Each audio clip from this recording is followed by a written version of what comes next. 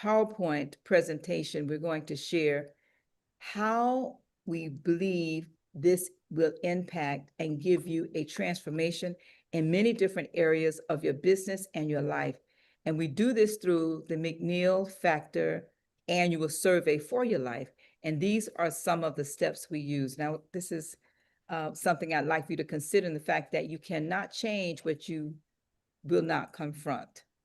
And because the whole life assessment gives you clarity, because when you can see your life clearly, you can design it intentionally. Now, these are the benefits that are derived from this process. This would give you a true snapshot of where you are, would help you identify your strengths, gaps, and blind spots that you may not see on your own, will help you align daily habits with your goals and purpose and values, helps to prioritize what needs attention first, improve balance between business, family, and your life, actually. Will also increase your confidence and help you to celebrate your wins, would also help you to make better decisions. These are some benefits from the McNeill Factor Whole Life Success Survey. Now, when you stop and think about the elephant in the room, do you really tell the truth about where you are in these different areas of your life? Think about, do you really measure your life in the same way you measure your goals for your business? Do you move from day to day without checking in?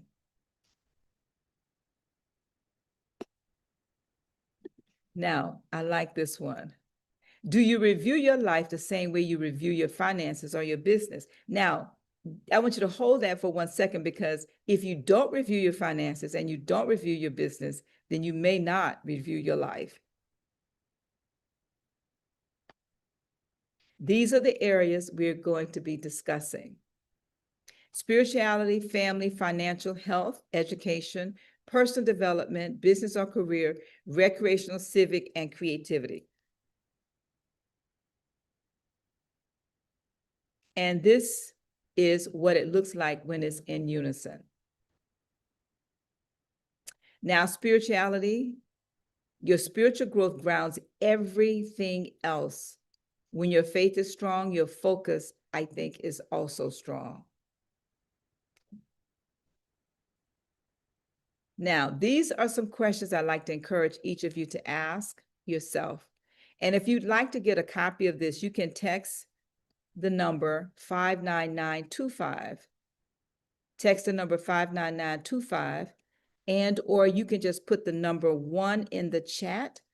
And if you're listening to this on YouTube, you can also put the number 1 in the chat on YouTube, and we can send you some information relative to these questions. So spiritually, and this is the assessment: do you read your Bible weekly? Now, this is not about religion, so you can, if you're an atheist, just be faithful in that, okay? Do you give to worthwhile causes? Do you attend services to receive spiritual growth? Is your spiritual life balanced? Do you include your family in your spiritual plans? Do you do something to make this world a better place spiritually? Have you planned your faith period? Do you meditate? Do you believe in a creator? Are you helping others? And these are some spiritual questions that you can ask. You can also create your own questions. My desire is to help encourage us, if you will, to ask these questions of yourself or come up with your own survey. The point is, spiritually, what is it that you want to track? This is our family, and these are some photos, because family is your first mastermind. The people closest to you shape your mindset, your habits, and your legacy. So this is my boyfriend with the Florida Memorial hat on, boyfriend of 50 plus years. and our children and grandchildren. Now, family. Question, do you have a family mission statement? Do you have family time, monthly, weekly? Do you make time to spend with your siblings? Are all family members insured? Are you helping family members to set goals and make plans? I want to stop there for 1 second about family members being insured. I learned a very valuable lesson this last month. I buried my brother. And because I've been on this journey for a very long time, one of the questions I had to ask myself many years ago when I created this survey, one question at a time, as I buried my parents one at a time, and then I buried other relatives and siblings one at a time. I began to look into the investments that I know I've had to make in funeral arrangements. And I realized by doing some research that when it comes to burying family members, we don't need to buy an insurance policy and pay 20, 30, 40, 50 years on a policy that if you miss 1 or 2 payments, you lose everything. Regarding the question of are your family members insured, you can buy directly from your own state a policy. And if you don't pay for years, or if you miss a month or whatever, that policy still is in effect. And you can take that policy and take it to any funeral home anywhere in the US. They will accept that. So you can research your family, but these are the kinds of questions that normally we don't ask ourselves or our living family members. Because once they pass and you find out that you are financially responsible, it's not for the faint of heart. Next. Now, financial, these are just some ideas financially. Wealth isn't just what you make, it is what you keep. Excuse me. Wealth is not just what you make, it's what you keep, what you invest, and what you pass on as a legacy. I wrote this book many years ago. It's called How to Raise a Baby Billionaire. Our youngest daughter, Iona McNeill, started investing at a very young age. And actually, our youngest granddaughter right now at age 9, we are in the process right now of starting with her mastermind group that meets on Sunday. We're in our 3rd investment club meeting because we're starting an investment club with the children. I mastermind with the children every Sunday on Zoom. And if you're interested, put a number 2 in the chat and we will send you the link to register your children or your grandchildren or any children that you know. I commit myself every Sunday for an hour to mastermind with our children and our grandchildren. And so we've been doing this now since COVID happened. It's been on Zoom, but prior to COVID, we would actually physically meet in person once a month. Now we meet on Zoom every single Sunday. Yes, 52 weeks from 1:30 Eastern time. If it's a few children, it's till 2, but the more children that we have, it goes at least until till 2:30. Because what we do with the children, they read a paragraph or a line or a page, depending upon their age, out of the book Think and Grow Rich by Napoleon Hill, and then we discuss it. And if they come upon a word they do not know, we look that word up. And Victoria, I don't know how we could do this, but in the middle of this presentation, I decided I really prefer to have it live on YouTube and not private. So I'm not sure if that's able to be changed in the middle of the YouTube. But anyway, so Better Investing is the organization that the children are utilizing, their investment club. And what we do every Sunday, we're helping them to walk through the better investing principles. And it does not matter the age of the child, because I think we all know from 2 to 3 years old, they are already beginning to understand how to ask for things that require money. And I think it's equally as important that they begin to understand where does money come from and how do you save it and how do you invest it. All right. Now, financial. These are some tough questions oftentimes. And as you can see here on this form, it says date. We ask you to track yourself as often or as seldom as you choose. So some of us, we choose a date, say November the 5th, November the 5th, 2020, November the 5th, 2021, November the 5th, 2022. So actually you're looking year over year, where were you 12 months ago? And then you want to forecast, where will you be 12 months from now? But because we are encouraging all of you to consider starting and running an investment club, we're also encouraging you to consider being a part of this mastermind. You don't have to wait the entire 12 months. So if you're interested in starting and running an investment club, you can just put the number 3 in the chat and we will follow up with you regarding helping you to, I said investment club, mastermind group. If you're interested in starting a mastermind group, just put 3 in the chat and then we will communicate with you offline. Now, if you're interested in that investment club, you can put the number 4 in the chat because I really want to make sure we make this information available. Again, we talked about putting the number 1 in the chat, number 2 in the chat, number 3, and number 4. And we'll put these instructions in the chat. So, you know, if you want to have us share information with you, 1, 2, 3, or 4 would be beneficial. All right. Or you may say, look, I'm interested in an investment club. I'm going to put a 4 in the chat. Now, health-wise, your health is your wealth. And so when you think about your body is the vehicle that carries your purpose. Take care of it so you can go the distance in more ways than one. That's mindset, that's skill set, and healthy minds and bodies actually is one of our number 1 goals, because what good is it to have a lot of money, but you're not healthy to enjoy it? So when it comes to your health, these are some of the health questions that I encourage you to ask yourself. Have you had your colonic, all of your health exams? I'm not going to go through all of those, but if you're listening on a podcast, colonoscopy, heart disease exam, bone density, podiatry, have you seen your primary care? That is a big one. I'm not going to get into my story right now, but that's huge. Making sure on an annual basis that you do see your primary care physician every single, yes, every single year, at least once, if not twice, depending upon your age and your condition. Educational. Your mind is your greatest asset. Invest in it daily. Now, we encourage all of our members to read something in every single area of your life.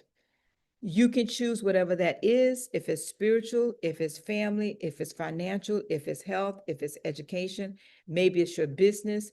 I mentioned earlier, we're wrapping up an EOS process annual review today. And one of the books that I am personally reading as a part of the EOS family of books is called Data. And Data, I said today as a part of our wrap up, is not only is it king, but I think it's king and queen. And so in all 5 businesses that I'm involved with, my desire is to drill down on the data, and make sure that every data point has a number associated with it. But that's educational for me. What about for you? What does it look like and what are you reading? Next. These are some educational goals that we'd like to encourage you to consider. Continue education and consider certification in your chosen field of study. Whatever it is that you are studying or whatever your profession is, are you certified in that area? How many books are you planning to read or have read this year? Are you or your children planning on going to college? How about your grandchildren? Do you have time daily to not just read, but to read and study? Will you share your knowledge with others? Do you possess educational balance? And are you going to achieve great wisdom? Now, personal development, this is a photo of just some of my personal journals. And I thought it was very interesting. We bought an office a year ago, and as we were cleaning out boxes and files, I saw that my secretary had stacked up all my journals on top of this credenza. And I took a picture to just remind myself that it is day by day, one page at a time. When you think about the quote that says, an unexamined life is not worth living. An unexamined life is not worth living. How do you examine your life as a part of personal development? Because the biggest project you will ever work on is yourself. When you grow, everything connected to you grows. But for me, I'm learning that a part of that process is journaling. A part of that process is writing my self-confidence formula. A part of that process is writing and reciting my personal affirmation. A part of that process is listening to a proverb a day. A part of that process for me also is deciding a skill I would like to learn, maybe one a year. Many years ago, I chose one social media to learn per year. And so for you, personal development, do you have a personal development plan? How about for 6 months, 1 year, 5 years, 10 years? How about 30 years? How about your plan? Next. How about your business or your career? This photo is one of the groundbreaking pictures from one of my projects, a fire station. And this particular one was Fire Station 88, which actually we're receiving a national award this week in Las Vegas for this particular project. And when you think about your business or your career really should fund your calling. But if you build a business that supports your purpose and your legacy, it will build your calling. Now, when you think about your business or career, first of all, ask the question, do you have a business or career? You don't have to have a business, but think about your career may be your business. Do you have a business plan of action? Do you have a financial plan or a forecast for your business? How about prearranged plan to sell or liquidate your business at your death, your disability, or retirement? Are key people insured in your business? Have you personally paid your quarterly taxes? How about your annual taxes? We talked about that earlier as a part of financial, as a part of that survey question. Is your employee compensation package competitive? This was one of the questions as a small business I had to deal with many years ago, over 10 years ago, when I began to look at if we're expecting to draw qualified people into our business, our compensation and benefits needed to be comparable to firms that were much, much, much larger than ours. And it took us a few years, but we're finally there where our compensation and benefits package, in some cases, is even better than some of the major publicly traded companies. Have you set up you can go on. Have you set up a recreational plan for your life? We're on to recreation. So this is a photo of a trip I took on a world cruise, 75 ports around the world, because you cannot pour from an empty cup. Recreation fills you so you can serve at a higher level. And so I had this picture taken. I was trying to take a selfie and somebody walked by and they said, would you like me to take that picture for you? I said, yes, could you please? Because I keep cutting off parts of the trip. And so I just use this as a reminder of what's to come. And I'd like to challenge each of you to think about what's to come for you. You may not desire to take a world cruise, but you may desire to take a day, a week. Yes, I said a day a week. Can you afford to take a day off every single week? What about a day per month, just for yourself, recreationally? What about a day per quarter? Just think about it. And what you're going to do is up to you, whatever it is you're going to do, because these are the questions that I like for you to ask yourself. Do you travel for fun and recreation? Do you take a vacation?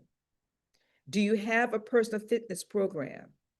Do you have time planned for a family recreational vacation? Are you living a recreationally balanced life? Do you plan to take time for yourself? These are some of the questions I'd like to encourage you to ask yourself. Civic. I chose some of these photos because I'm involved with over 50 different civic organizations and associations. And the question becomes, what about you? If your blessings stop with you, they die with you. Give back, pay it forward, and make an impact that outlives you. And one of the things I'm currently doing in the civic area right now, we get to this creativity next, and that is documenting the history of this organization. If you go back to the photo, please. Just for those, Victoria, can go back to the photo, please. So I just want to just mention the fact that this picture in the middle is our organization called the National Association for Black Women in Construction, that I was blessed to be a founder eons ago when God blessed me with the idea, but I ran for 10 years. And I just share this because I've been involved at that time with probably over 10 different civic organizations that were related to my industry of construction. But I did not see a place for me. And I want to challenge each of you to get involved civically. And if you don't see something that you want, create it. Create it. Create it. All right, you can go on, Victoria.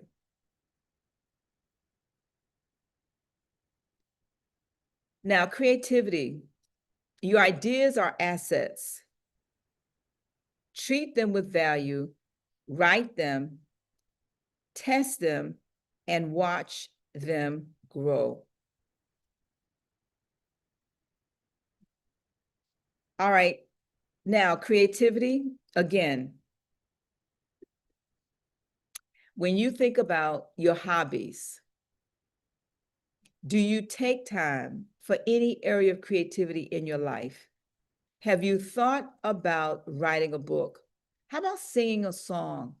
How about just journaling? Whatever works for you creatively, what does that look like for you? So if you go back to the previous picture, please, Victoria. This is a book that I wrote. It's actually 3 books. It's called How to Start and Run a Successful Mastermind Group. And this book has changed thousands of lives, helping people understand how do you start and run your own mastermind group. But it's a product that came out of my journaling. It's a product that came out of my creativity by doing what I call sitting for ideas. In the book, Think and Grow Rich, Napoleon Hill tells a story about a guy by the name of Dr. Elmer Gates. He would do what was called sitting for ideas, which basically meant every single day he was paid, it said, handsomely, to do nothing but just sit in a dark room, no light nowhere, but just a pad and a pen. And people would give them products that they needed questions answered or needed ideas to market. And they paid him to do nothing but sit for ideas. And I read that for years. And then it dawned on me, I can do the same thing, not in a dark room, but how do you tap into your creativity is my question for each of you. Whatever that means for you, this survey and these questions are to prompt you to consider exercising your own creativity, whatever that means. You may not, want to write a book or sing a song, but whatever it means for you, my desire is to serve as an accountability, if you will, on encouraging you to act on that. All right. Thank you, Victoria. Now, this all culminates for me with a McNeill Factor Life and Legacy Framework Masterclass. If you're interested in the masterclass, You can scan the QR code, but I host this every Thursday on YouTube and on Zoom. But every Thursday at 12 o'clock Eastern Time, we have a Life and Legacy Framework Masterclass. And I walk through that framework, make myself available to answer any questions that you may have. All right. And with that, I think that I will take a moment, thank all of you, and find out if you do have any questions. You can connect with me. I'll put my link tree in the chat here on YouTube, and I'll also put my link tree link here in the chat if you'd like to connect. So we'll stop the presentation and I'll open it up for questions. And I want to thank all of you for joining as we continue to talk about what does your annual life survey look like? What does that look like for you? You can create your own survey. What we just experienced was my survey for my life. And I started this back in 1980, just asking myself the questions. Napoleon Hill, I'm certified with the Napoleon Hill Foundation. He has an annual survey of questions. And I did those questions along with my mastermind group for years. And then I began to develop my own questions from my own annual report that I began to ask myself each year. And then other people would say to me, hey, can I get access to those questions? And can you help me? And one thing led to another, that led to another, that led to 5 businesses later. And that's from a spirit of service to others. And so with that, we're going to go ahead and open the questions up. If you have any questions,